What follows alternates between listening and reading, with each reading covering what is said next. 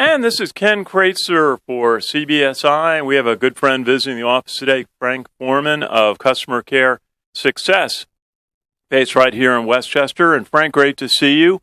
And Frank, you've had a 25-year career in the contact center industry, serving customers, and you're also a past president of the PACE Professional Association for Customer Engagement group here in New York. Glad to have you visit. Just tell us a little bit about some of the highlights, some of the things that you've worked on in your career. Sure. Thank you very much, Ken. And thanks for having me here today. I appreciate that a lot. I've been in the contact center industry for over 25 years, and I've learned and interacted with so many different companies and how to help heighten the customer experience. And working with the PACE, I've learned more and more about how to improve those customer experiences.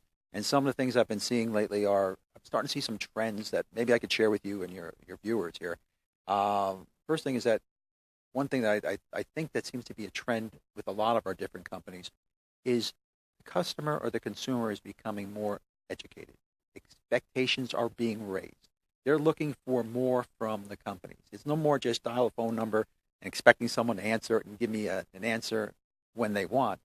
They want to be contacted. They want to contact companies in the way they want to use the format. So it's not just phones, it's email, it's text, it's pushing applications out, the whole 9 yards.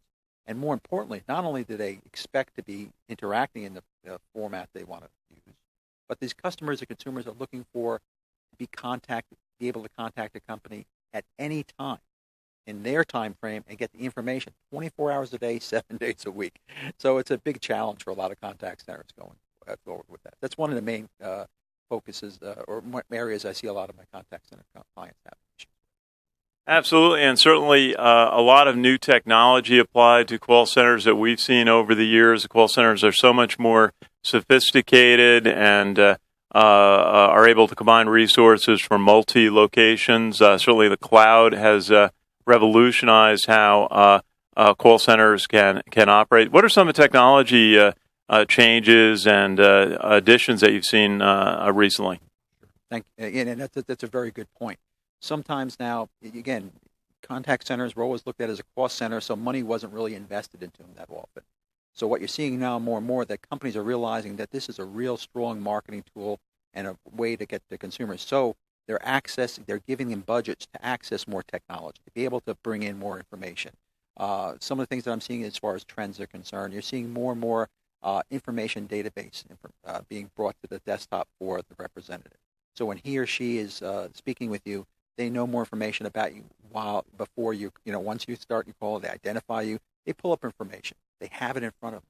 So they're making their information to you relevant and specific to you. You're seeing more and more of that type of knowledge-based type of information. The second thing I'm seeing is that more and more companies are starting to realize that when you're going outbound to contact customers, no longer is it just sending a robocall out there. We all can't stand them in the middle of the night or having dinner, and it's a robocall. It's a generic message.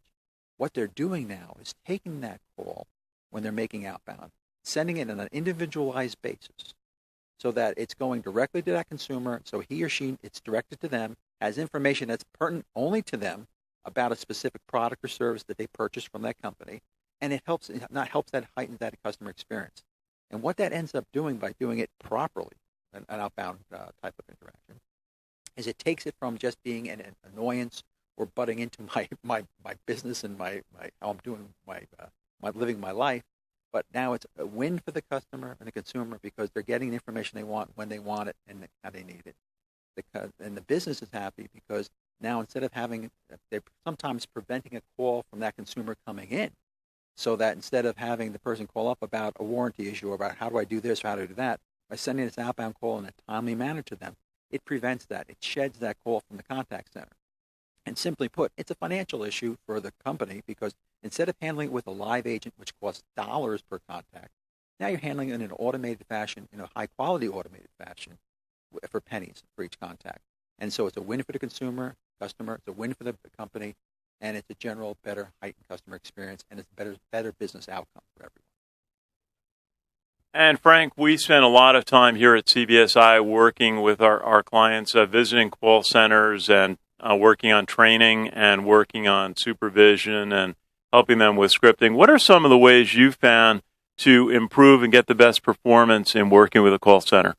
Well, again, as an external consultant, when I come into a company, the first thing is you have to come there with an open eye. You have to look at it, you're coming in without having the politics of the company or the mandates of the ownership coming in. You're looking at it with clear, crisp eyes of what's happening there and take a real broad view, positive and negative, of what's working and not working in that contact center. And sometimes it's a little bit of a tweak to make something happen. And or just a change in how you're training that rep or how you're interacting with that customer to make a huge difference.